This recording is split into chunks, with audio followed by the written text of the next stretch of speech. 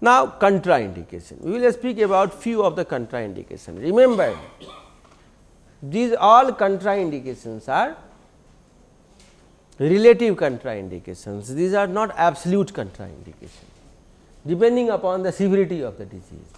First contraindication of laparoscopy is severe COPD and cardiac disease. Chronic obstructive pulmonary diseases are like bronchiectasis, bronchial asthma, tuberculosis, asbestosis. These all severe chronic obstructive pulmonary diseases are the contraindication for doing laparoscopy. And severe cardiac disease like the CABG, cardiac bypass, stent application, ASD, VSD, severe myocarditis, these all are the contraindication for laparoscopy. Actually, these are not the contraindication for laparoscopy, these are contraindication of pneumoperitoneum, because the CO2 which we fed into the abdomen to distend the abdomen to make a room to perform surgery, it has 4 major drawbacks and 15 minor problems. So, I will discuss here the 4 major problems, 15 I will discuss later. The 4 major problem is, first problem is decrease in the venous return. When we put the carbon dioxide inside the abdomen, it is pressing the vena cava down. It is not only lifting the abdomen up, it is pressing the vena cava down, and due to the pressure over the vena cava, venous return is decreased. In the John Hopkins Hospital, they have done one study that in the large animal, they did one study in which they put the CO2 at different pressure. In the first group of animal, they put 6 millimeter of mercury pressure. In the chimpanzee of the normal age of normal weight of the human 70 kg, they put 6 millimeter of mercury in first group of chimpanzee, the insufflating pressure, and they observe the vital parameters BP, pulse, respiration and how the animal behave. With 6 millimeter, animal was happy, sleeping, eating, drinking and doing all the work. They have not noticed also that something is there. In the other group, it was 12. At 12 millimeter of mercury pressure, there was 20% reduction in the venous return. Why in the 6 millimeter of mercury pressure nothing happens? Because vena cava pressure is 6. So, this 6 was compensated by the 6 of the vena cava, and there was no decrease in the venous return, there was no decrease in the cardiac output. In the other group where it was 12 millimeter of mercury pressure, the vena cava was pressed and cardiac output was also considerably 20% decrease in the cardiac output was observed. In the third group of the patient, it was 18. At 18 millimeter of mercury pressure, there was 40% reduction in the venous return, and within few hours the patient was, the animal was unconscious. So, ideally more than 12 or 15 is not recommended to do in the laparoscopy, and even 12, suppose patient is already having the hidden ischemia which was not found during the surgery, patient is 60-year-old, you do not know that patient has some cardiac disease, and you will do the laparoscopy, and suppose there was decrease in the venous return, that will result into decrease in the cardiac output, and then patient cardiac perfusion is decreased, and this ischemia is reflected, and there is an infarction, patient may die on the table due to heart attack, and we do not know. So, that is why wherever you have the little doubt about the cardiac status, you should get one stress echo done, a stress echo, not a simple echo. Simple echo may not give you the problem reflected out. So, stress echo done, get a cardiac clearance and then do the surgery. Normal patient can tolerate, but patient who is already cardiac patient, they cannot tolerate decrease in the cardiac output, and even the COPD. Suppose the patient has a severe tuberculosis and the patient was just tolerating the by the respiratory reserve, and when you will do this laparoscopy, the decrease in the venous return, decrease in the cardiac output which was compensated by the respiratory rate, and now the respiration is already compromised, it will create the acute respiratory distress syndrome also. So, this is the first problem of laparoscopy, that is decrease in venous return. Second problem is decrease in minute volume and tidal volume. At 6 millimeter of mercury pressure, nothing happens, but at 12 millimeter of mercury pressure, there is a 50 ml reduction in the tidal volume. Normal tidal volume is 500 ml. Normally, with each respiration, a normal adult man is inhaling 500 ml of the air inside and expelling it out.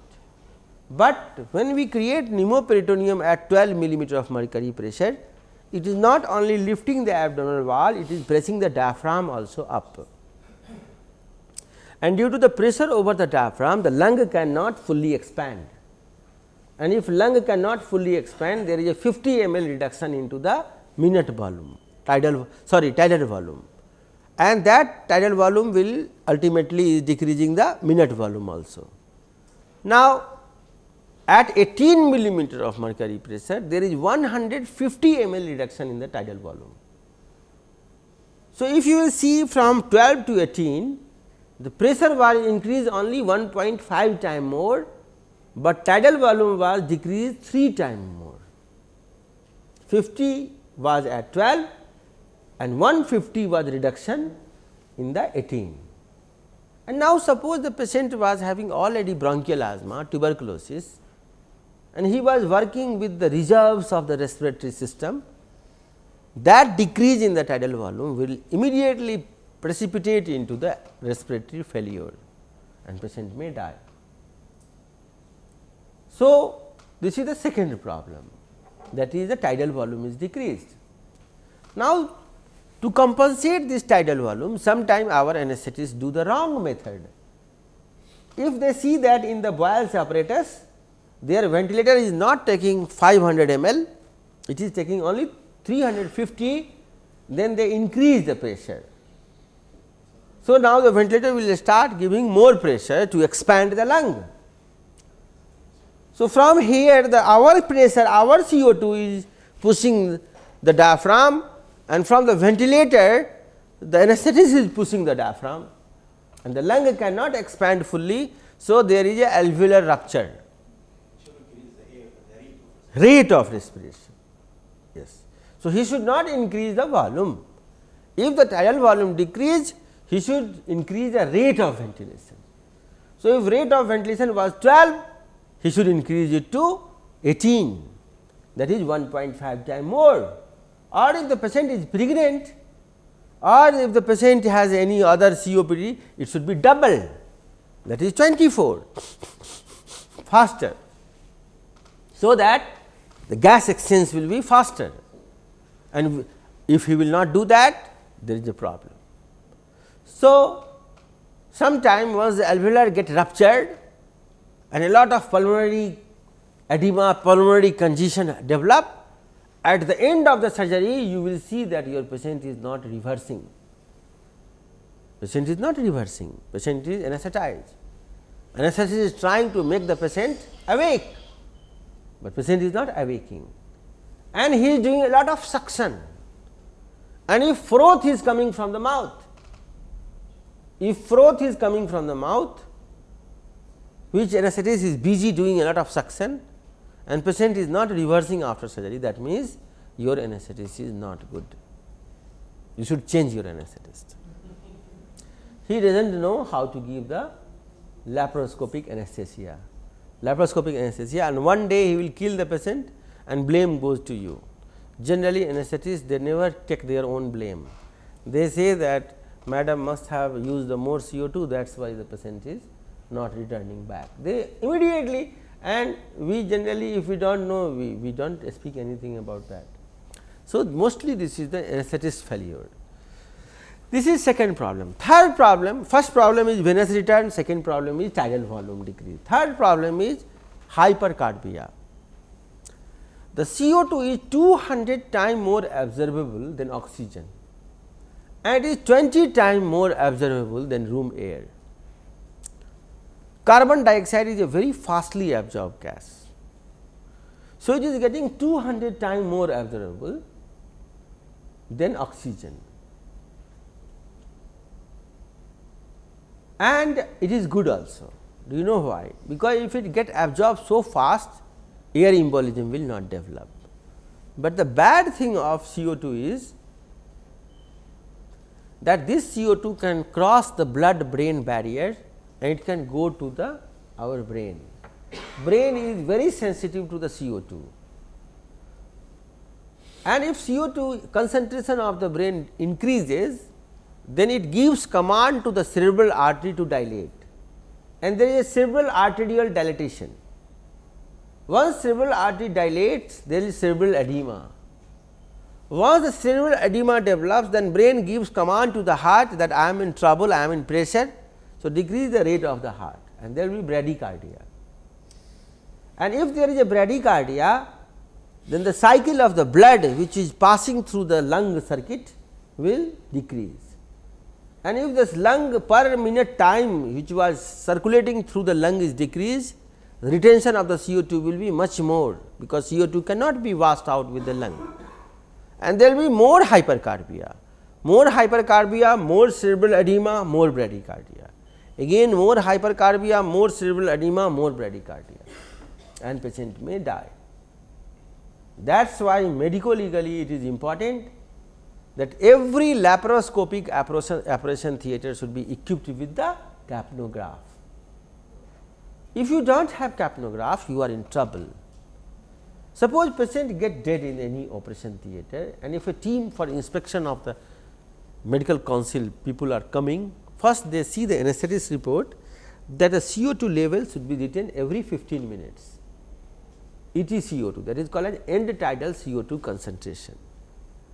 And if EtCO2 is more than 55 for more than half an hour, it is dangerous. Normally, our end tidal CO2 concentration, if someone will take, it will come below 20 normally. But suppose we do a lot of vigorous sexual activities or marathon exercises, at that time normal person also end tidal CO2 concentration go to 50. That is why if you are running very fast, you get some heat in your brain. You can feel that there is some warmth in your brain, blood circulation of the brain increases. Why? Because of cerebral arterial dilatation. But at the same time, because muscle is also taking power, everything, bradycardia does not happen. At that time, due to the sympathetic stimulation, there is tachycardia, and then CO2 is washed out, and then our EtCO2 level decreases. So, if during laparoscopy, if you see that CO2 level is increasing, what you should do? You should decrease the pressure of the pneumoperitoneum. If you are working on 15, bring to 12, and anesthetist what he will do? He will increase the rate of ventilation, so that all the CO2 which is accumulated into the blood should be washed out. But I think it's vice versa. If the EtCO2 is low, not high. If low means that there is retention of air inside, not EtCO2 is high. No, that is another. If you suppose there is a air embolism, then it goes immediately low and then high. So, this is another. Normally, if the CO2 is retention, then end tidal CO2 concentration has to increase. Now, EtCO2, this means that the amount of carbon dioxide exhaled, which will be picked up by the capnography over time. Yes. So, the amount of carbon dioxide coming or detected by this capnography is low. This means it has retained in the body. No, that happens at end. Do you know what he is saying? That end tidal CO2 concentration sometime becomes very low.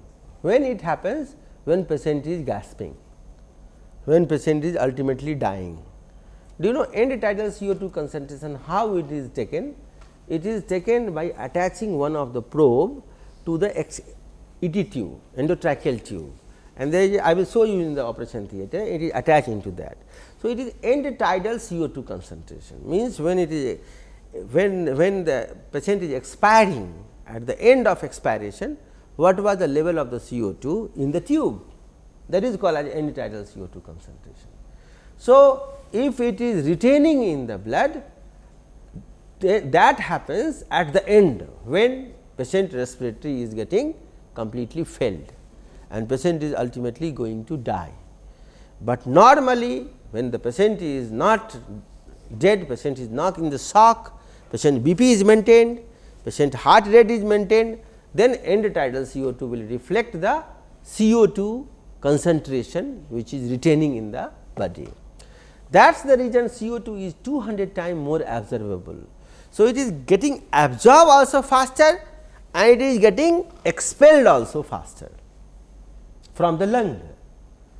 Do you know we are ourselves a producer of CO2. During the marathon exercises, every human is making 200 ml CO2 per minute. We ourselves, CO2 is not a poisonous gas. CO2 does not support the life, but it does not kill the life. So, CO2 is not poisonous for us. We are also making each and every cell is making CO2 and every time we are expelling it out. So, end-tidal CO2 will give you the fair amount of the retention of the CO2. If CO2 is retained more, that does not mean it is always retained in the blood. Problem is not with the lung, problem is not that the perfusion is not happening, problem is that it is coming from the other sources into the blood. Now, the question is amount of absorption depends upon the pressure gradient. At 18 millimeter of mercury, absorption of the CO2 will be faster, because peritoneum is a semi permeable membrane and this side pressure is 18. So, there will be that is why we do the peritoneal dialysis to the patient. Peritoneal dialysis, when you are using, peritoneum is acting as a semi permeable membrane and it can diffuse the different toxins and the blood plasma from one side to another side. Exactly same way CO2 is getting absorbed by the entire peritoneal membrane and serous surface of the bowel and the surface of the solid organs. So, in the healthy patient it get out immediately, but if there is a severe COPD or cardiac disease, then in those patients little increase in the hypercarbia can be dangerous and patient can be going to the acute respiratory attack and we can lose the patient. But in COPD, there is some permissive hypercarbia is required. Some? So, does patient get benefit from the hypoxemia? No, that is see hypoxia. It's called permissive. I will tell you, hypoxia and hypercarbia is different. We should never confuse hypoxia with the hypercarbia. Why I will tell you. Concentration of the CO2 and concentration of the oxygen is completely different thing. 100% oxygen saturation, even if it is there, then also hypercarbia will be dangerous, because oxygen is carried by the hemoglobin and oxygenation and deoxygenation is examined by our pulse oximeter by the color of the oxygenated and deoxygenated hemoglobin. Oxygenated hemoglobin is red, deoxygenated hemoglobin is blue, and that difference, but CO2 is not dependent upon the hemoglobin. So, CO2 is the only absorbed in the plasma. So, what you are saying that some amount of the CO2 is required for the patient which is hypercarbia, so that their hemoglobin will build up and they will have the stimulation on the respiration. That is the normal physiology. During surgery, it is out of the normal physiology, it is at the borderline left death and life. At that time, we do not require CO2 to stimulate, because patient is ventilated, patient is under artificial ventilation. We do not require patient to stimulate the ventilation. So, here the CO2 is dangerous and end-tidal CO2 concentration always we should measure, If you do the open surgery, you need only 5 parameter monitoring, that is ECG, pulse oximetry, plethysmograph, respiratory rate and pulse oximeter. But if you are doing the laparoscopy, 7 parameter monitor is must, capnograph and the temperature, these two are the additional required for the laparoscopy. So, that is why it is important. So, this is the third drawback. Third drawback is that it is 200 times more absorbable than the oxygen and 20 times more absorbable than room air. So, that is why CO2 can create hypercarbia, and that hypercarbia can create bradycardia, and that may be dangerous. Now, question is there any not other alternative? There are alternative. Many gases are there which can be used instead of CO2. One is helium, and some of the hospitals they are using the helium. It is expensive. Cerebral edema is also there in the helium also, but it is less than carbon dioxide. So, that is good. Another gas is nitrous oxide. Nitrous oxide is also very fastly absorbable gas.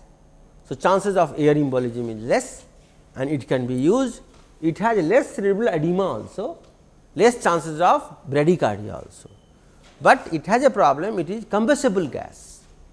So, if you are doing nitrous oxide for diagnostic laparoscopy tubal patency test, it is good, but if you are doing for operative laparoscopy, you should prevent use of the electrosurgical generator. You can use other mode of energy like harmonic sometime you can use, but electrosurgical generator if you will use and if there is a spark, there may be chance of combustion. So, these alternative gases like helium, nitrous oxide, some people they use xenon, some people they use argon. If you will search the net, the xenon pneumoperitonium, argon pneumoperitonium, you will get many these type of gases which has been used by many centers, argon pneumoperitonium and xenon all is used, but ultimately we have the better result with the CO2. So, these are the argon pneumoperitonium, effective of pneumoperitonium with the carbon dioxide over the argon. Argon has a problem that it is an ionizable gas. So, if you are using the electron, it can transfer the electron from the tissue to the electrode, it can act as a bridge, but some people they are happy they are using argon, but it does not have benefit over the CO2. Then xenon is also used by many of the people, xenon pneumoperitonium. So, these are also pneumoperitonium. So, it is a deficiency of the comparison of the carbon dioxide and air and with the xenon. This is room air and xenon, and then nitrous is already reported, and that is good. Nitrous is good if you are doing for, this is nitrous you can use if you are using for diagnostic laparoscopy. So, these all has been tested and all has some drawback, some advantage, some disadvantage. So, ultimately CO2 is safe and CO2 you can use, but it can create hypercarbia, for that you should be careful. Now, the fourth drawback of the air embolism is air embolism itself. Fourth drawback of pneumoperitonium is air embolism. CO2 is safe only up to 2 liter per minute. In Hopkins, what they did, that they injected the different gas intravenously into a large animal. When they injected the oxygen, 20 ml oxygen per minute, animal was dead. When we injected the room air, 200 ml air can be tolerated. After that, there will be air embolism. And when they injected the carbon dioxide, up to 2 liter of the carbon dioxide, if you will inject in the vein, then also patient will not die. 2 liter. Why? By the time it reaches to the heart, it is absorbed and it is disintegrated. That is why with the Veress needle, we set the rate of flow is 1 liter. So, that accidentally if our Veress needle is any of the vein, that also will not create any problem, is not it? So, that is why Veress needle is used as one of the important point, and it should be taken very carefully, we should use. So, this is important. Now, what I was talking about the different gases and fourth. Now, how the air embolism kill our patient, that I wanted to show you. Air embolism has a problem that if you are using it, it will show you the different route of entry. Like suppose this is heart and here is a right atrium, this is right ventricle, this is left atrium and here is the this is the inferior vena cava.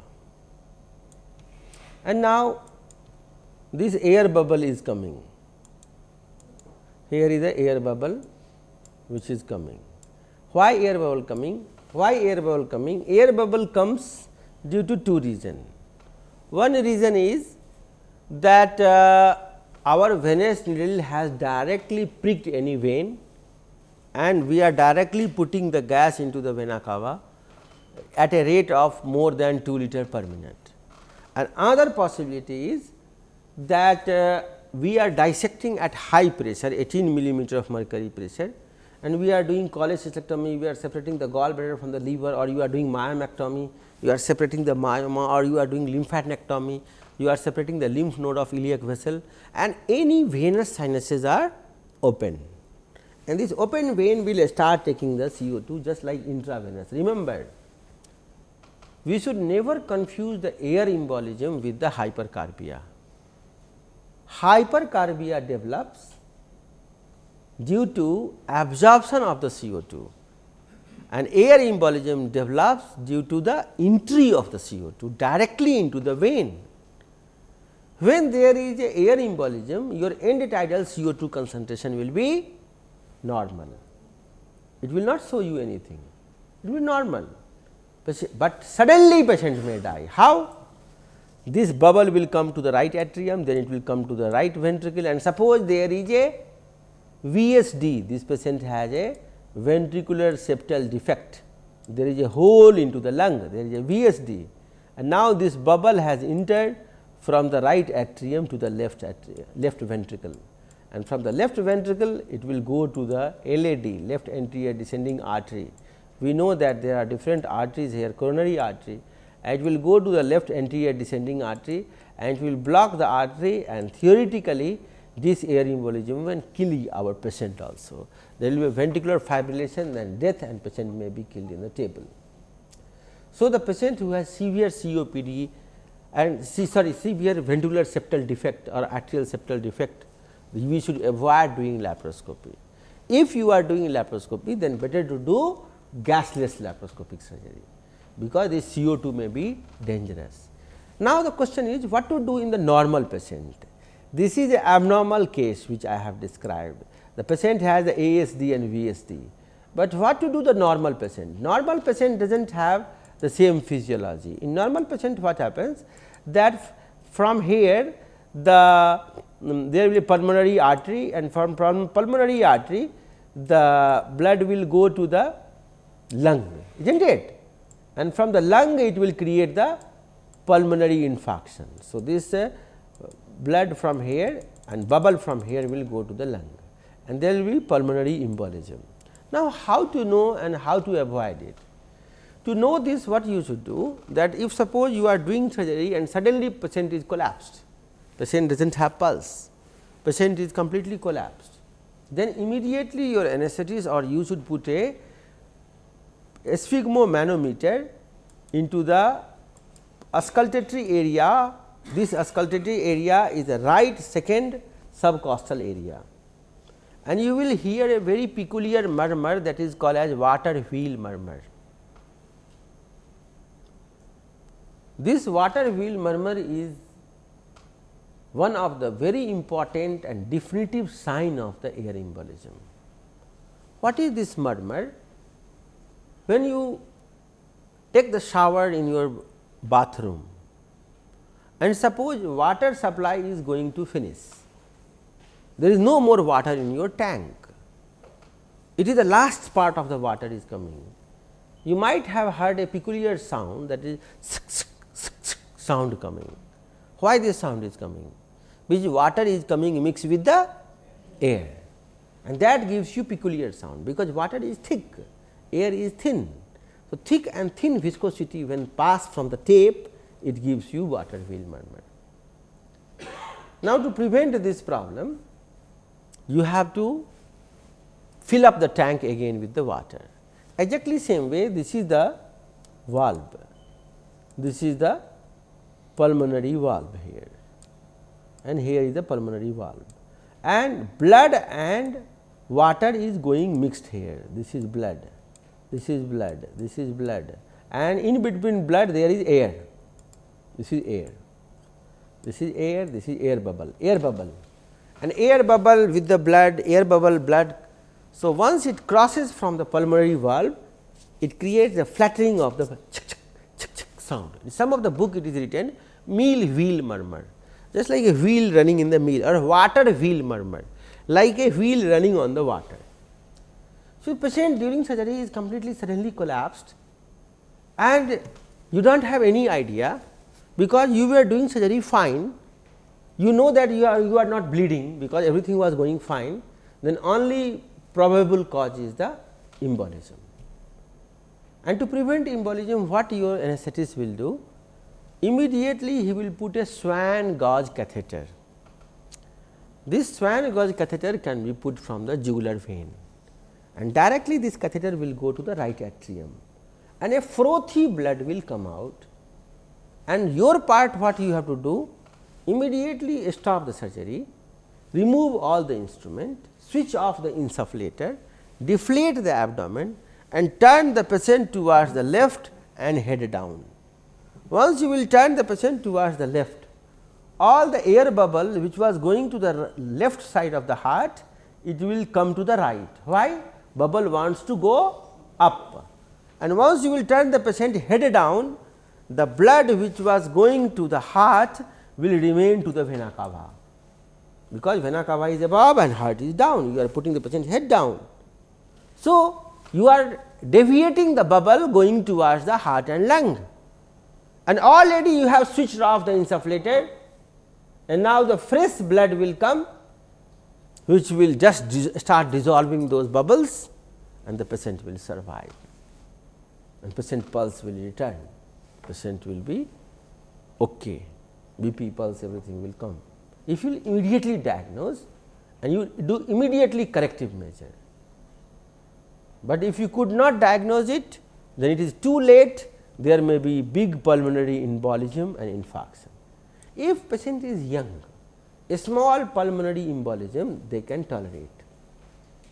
Incidence of pulmonary embolism in laparoscopy is 1:1000, and the death rate is 1:10,000.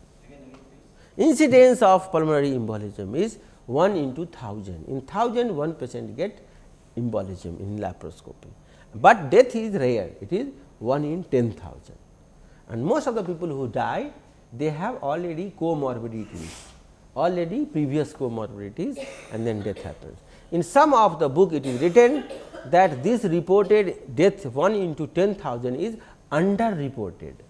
Why they say? It is institutional data, it does not include the death in the private sector, because in private sector if something like this happen, we put the patient in the ICU, we keep the patient on the ventilator, and then all the clinical side is masked.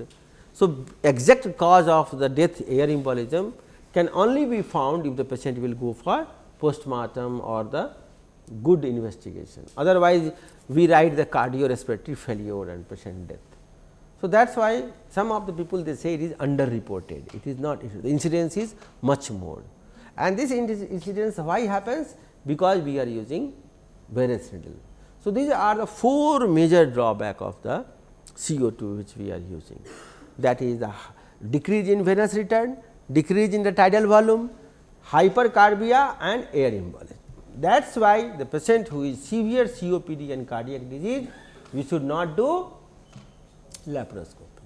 So, we were discussing about the contraindications of the minimal access surgery. In that context, we have seen that the severe COPD and cardiac diseases, that these patients are not good, but these are relative contraindication.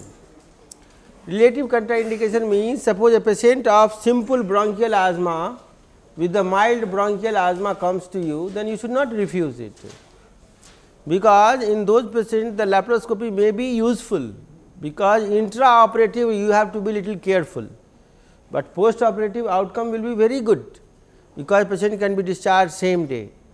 So, this severe word you should always keep in mind. Any COPD or cardiac disease is not a contraindication. Severe COPD and cardiac disease is a contraindication. And why it is, already we have discussed that decrease in venous return, decrease in tidal volume, hypercarbia and air embolism are the problem. Another is grade 2 or grade 3 shock. Laparoscopy can be performed in grade 1 shock. Suppose patient has rupture ectopic pregnancy and patient comes within first few hours. You can do very easily laparoscopy. You can put the telescope, you can suck all the blood and you can perform the ectopic, but patient came after 3 days and already there is a 2 liter of the blood inside the abdomen. When patient has a severe tachycardia, patient does not come walking, patient come on the stretcher. Now, in those problem is that if you will put the gas inside the abdomen and patient was compensating, it was a grade 2 shock, if you will put the gas in the abdomen, then further decrease in the venous return will create the irreversible shock and then you can lose the patient. So, those patients are not good. In those patients you should avoid severe COPD, cardiac disease, grade 2 or grade 3 shock. Second contraindication is generalized peritonitis. Laparoscopy is good for localized peritonitis. You have done surgery, there was duodenal perforation and patient came within first 12 hours, you do the no problem, peritonitis is localized. There was rupture appendix, you can do the surgery within first few hours, but patient came after 72 hours where the cardboard like rigidity is there and it is a generalized peritonitis, then laparoscopy is not recommended. Now, question is why it is not recommended? Due to the 5 problem. First problem of generalized peritonitis is that cardboard rigidity which is caused due to the generalized peritonitis cannot be removed by giving a excess amount of muscle relaxant, because it is not due to the muscular tone, it is due to the toxins which is absorbed by the muscle through the peritoneum. So, that cannot be removed by the muscle relaxant, and if the cardboard rigidity in the abdomen is there, if you will try to put the trocar and cannula, you can perforate the bowel. Second problem is vision is very bad. In generalized peritonitis, the problem is that reflecting power of the peritoneum is lost. Do you know, sometime when we go to the studio to take our photograph, in a studio they keep the white screen in front of you like umbrella, or if you see the movie shooting, they have a big white screen they keep in front of the models or the actors. What is the function of those screen? That light once comes on our face, it reflects back and again those reflectors will again bring the light on the face. So, that there will be no shadow, there will be homogeneous distribution of the light and that will make your beautiful image, beautiful picture. Exactly same way in the abdominal cavity, the distended dome of the peritoneum, act as just like a reflector, and once our light goes to the gallbladder or uterus, that light reflect back to the peritoneum and peritoneum will again reflect it back over the tissue. So, there is a homogeneous good image without much shadow and a good distribution of the light will make a beautiful image. But in generalized peritonitis, this red color has a bad property of absorbing the light, because it is no more shiny. This is the peritonitis here, and in the peritonitis, due to this inflammation, the reflection of the light is bad, that is why image is bad, image is not good. These all are the inflamed peritoneum which is absorbing the light. So, the quality of the image is not good. Third problem is more chances of hypercarbia. Inflamed peritoneum can absorb the CO2 4 times faster than the normal healthy peritoneum, because it is hyperemic and breached. So, direct CO2 absorption will be fast in the inflamed peritoneum, and sometimes chances of bacteremia and septicemia, because the bacteria which is touching on the inflamed peritoneum, due to the CO2 pressure it can be taken by the blood faster, and then there is increased chances of septicemia and hypercarbia, and that also is a problem. Next problem is fibrinous exudates. We know in the generalized peritonitis white curd like exudates are distributed all over the bowel, and those fibrinous exudates can make a inter-bowel loop adhesion, and there is a pus pocket created in between the intestine loop, and if you will try to separate it by the laparoscopic instrument, there may be chances of the increased chances of the injury of the bowel. So, due to these reasons generalized peritonitis is a contraindication of laparoscopy. So, the best time of laparoscopy after the duodenal perforation is maximum up to 48 hours. After 48 hours, if the peritonitis becomes generalized, then you should avoid doing laparoscopy. Next contraindication is previous extensive abdominal surgery. Laparoscopy can be performed if there is a 1 or 2 surgery, like one cesarean section was performed, one myomectomy was done, it is okay, or cholecystectomy was done.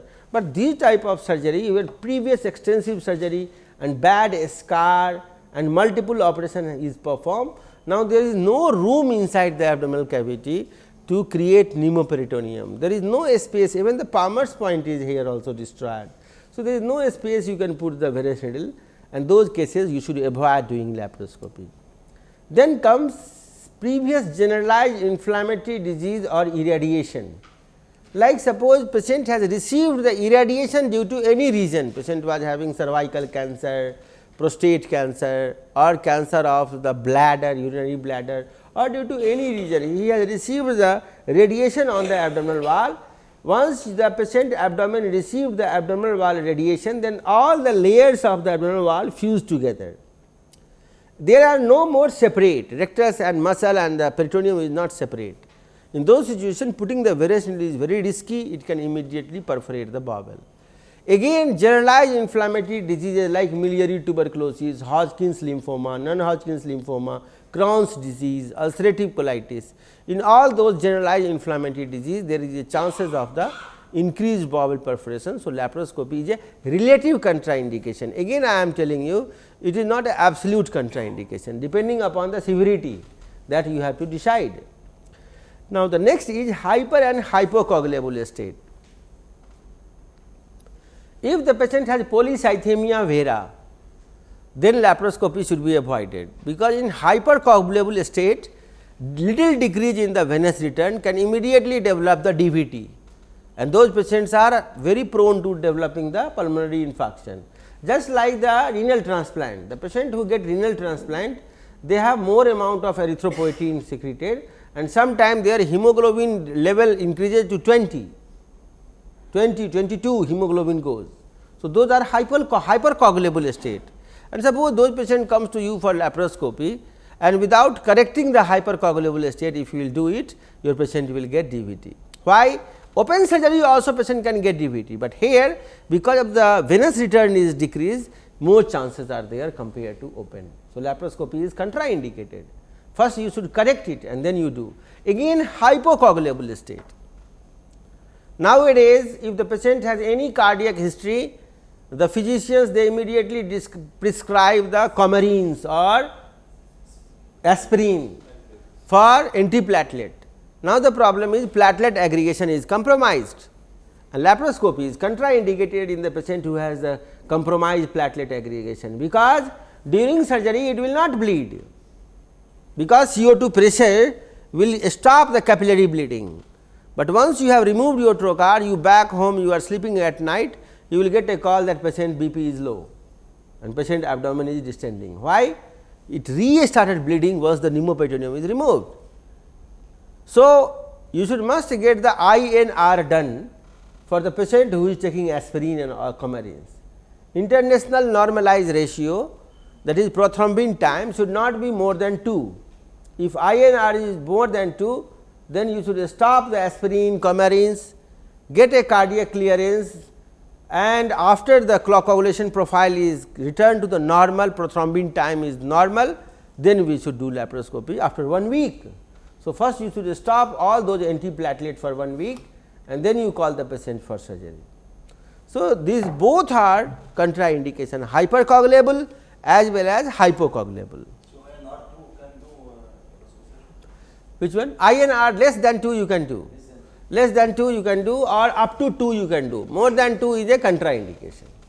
Now, next contraindication is advanced stage of pregnancy.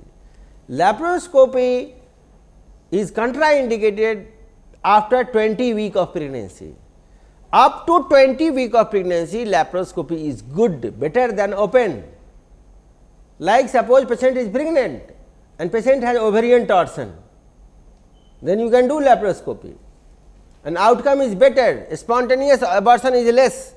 In the older time there was a myth that CO2 will create problem with the baby fetus, but it has been proved that fetal hemoglobin is much tolerating better CO2 rather than the adult hemoglobin.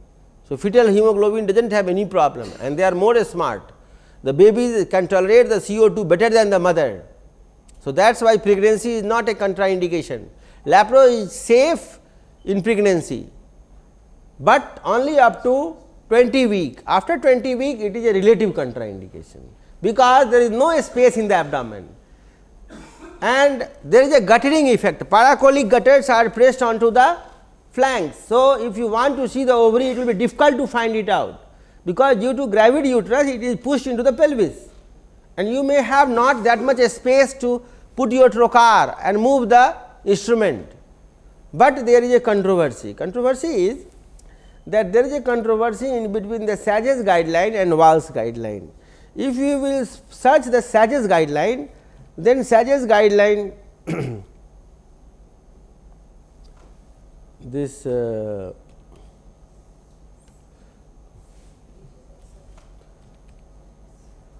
okay, it will be all right, guideline for pregnancy. So, What is the incidence of the fetal? this is the SAGES guideline of pregnancy and it is very important. According to the SAGES guideline, the laparoscopy is safe in any trimester of. They recommend even up to the last trimester also laparoscopy can be done. But according to the SAGES, Society of American Gastrointestinal and Endoscopic Surgeon. So, this is guideline for diagnosis, treatment and use of laparoscopy for surgical problem during pregnancy. And according to the SAGES guideline, if you will see, then it says that here preoperative laparoscopy and trimester of pregnancy, and according to the SAGES guideline, laparoscopy is safe performed during any trimester of pregnancy. So, they recommend that even up to last week, but they also say that 26th to 28th week is better and after 40 week you have to be careful, but outcome can be equal and you can do in any trimester. So, this is a strong and moderate guideline which we should keep in mind, but according to Walls guideline, advanced stage of pregnancy is a relative contraindication. Now, suspected carcinoma, yes. What about the first trimester? You know, in the first trimester we should try to avoid the laparoscopy just like open surgery, but if it is emergency which cannot be avoided like acute appendicitis which is impending perforation or severe ovarian torsion which is creating a big problem and increasing pain, then if you have to compare laparoscopy versus open, laparoscopy is better. Laparoscopy is better compared to open. Spontaneous abortion is less in laparoscopy compared to open surgery. So, in any pregnancy, if we can avoid, better to avoid the surgery, but if it is essential, then laparoscopy is better than the open. Now, suspected carcinoma, yes. So, for a new beginner surgeon in lab, open will be better or lab will be better in first trimester in case of say? You know that is a very good question. I will tell you that wherever you have the suspicion and if your learning curve is one of the limitation, we should avoid doing laparoscopy. Do you know there is a grading system, grade 1, grade 2, grade 3, grade 4. In that grading system of the skill of the surgeon and the level of the surgery what you are doing, in that grading I will discuss later in the latter part of the course, that to whom not to operate is very important. If you have not done enough appendicectomy in a normal patient, then you should never select a patient who is already pregnant. and suppose it is pregnant of 30 week of pregnancy or 20 week of pregnancy, also it is better to avoid during learning curve. Do you know why? It is not only the experience, the problem is the ability to tackle the complication comes with the little experience. So, for the beginners I will not suggest to take those cases for the surgery, but of course, if you have any experienced surgeon together, then you can do. So, learning curve should be respected, that is important, because if you will do 10 good surgery, successful surgery, you will build up a lot of confidence, but if you will do one big complication, you will lose all the confidence suddenly.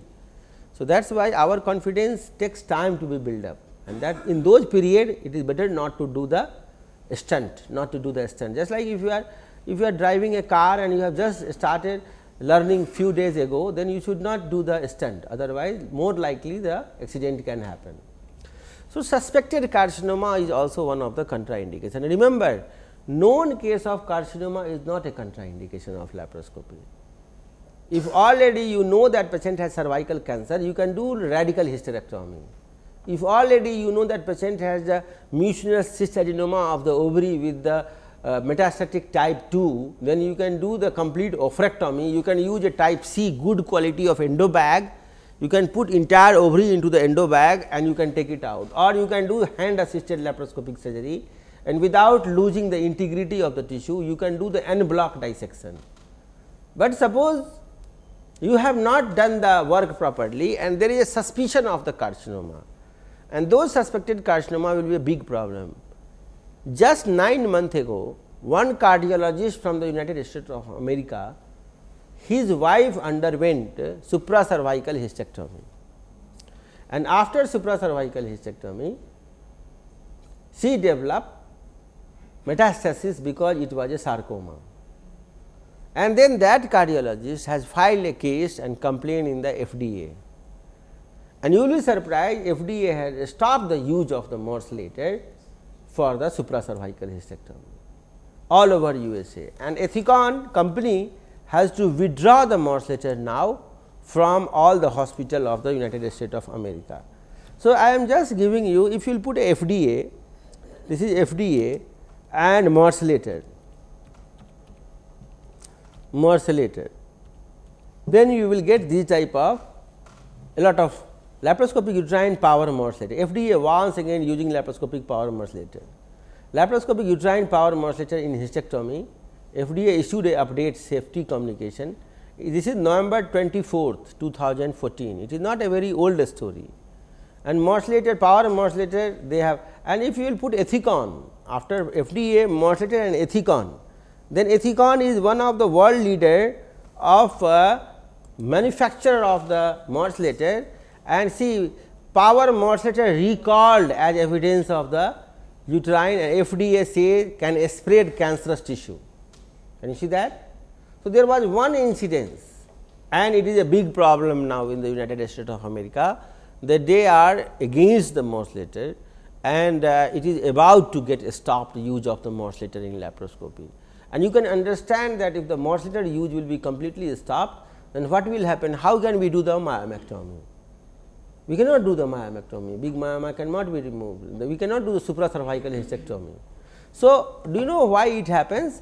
Because of this problem, J&J suspend power morcellator sale, they have stopped selling it also in India, and they are recalling the power morcellator from our every advice against morcellator used in hysterectomy. Do you know in myomectomy still they have not given the verdict to not use, but supracervical hysterectomy. So, what it proves? It proves that suspected carcinoma is a contraindication. That means, if patient has a suspicion of the cancer, suppose patient has a ovarian tumor, CA 125 is borderline, LHS, FSH, estradiol is not confirmatory, there is no any ultrasound report which is against or which is in the favor, and you are in suspicion, then do not do ovarian cystectomy, better to do the complete oophorectomy or you do the open surgery, because metastasis and even the port site metastasis is considered as a negligence by the surgeon. If you already know that cancer is there, then you are allowed to do laparoscopy, because patient will get the consent that yes, I know that cancer is there, and I know that it may not be 100% cured, and I know the prognosis and everything is explained to me, and surgeon is also aware. So, he will use a good quality morcelator, he will use a good quality endo bag, and he will use a hand port to remove it. That is why suspected carcinoma is a contraindication. Now, there are few specific indication of laparoscopy. In these cases only laparoscopy should be done, nothing else. These specific indications are cirrhosis of liver, sickle cell, HIV and ectodermal dysplasia. Cirrhosis of liver, once upon a time it was thought that in cirrhotic patient laparoscopy is not good. Why? Because cirrhosis can create a problem for the patient, but now it is proved that cirrhosis patient laparoscopy is a method of choice.